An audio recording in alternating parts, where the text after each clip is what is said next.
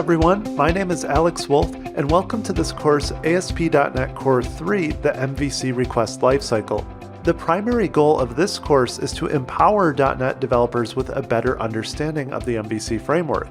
Many developers learn to work with MVC through action methods, controllers, razor views, and other essential components.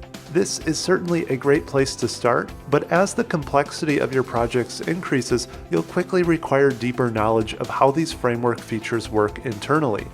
So in this course, we will learn how MVC processes HTTP requests by stepping through every major stage and component of the framework pipeline.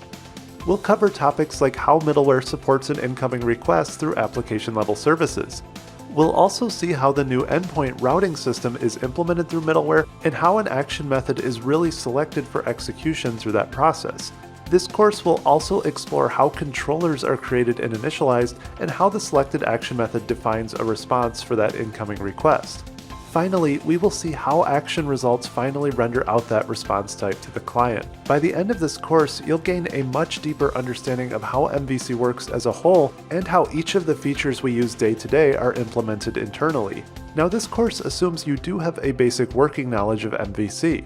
You should feel comfortable with essential topics around controllers and action methods, razor views, simple routing techniques, and be at least familiar with the .NET Core ecosystem. So I hope you'll join me on this journey to meaningfully explore how MVC works in depth with this course on the request lifecycle right here on Pluralsight.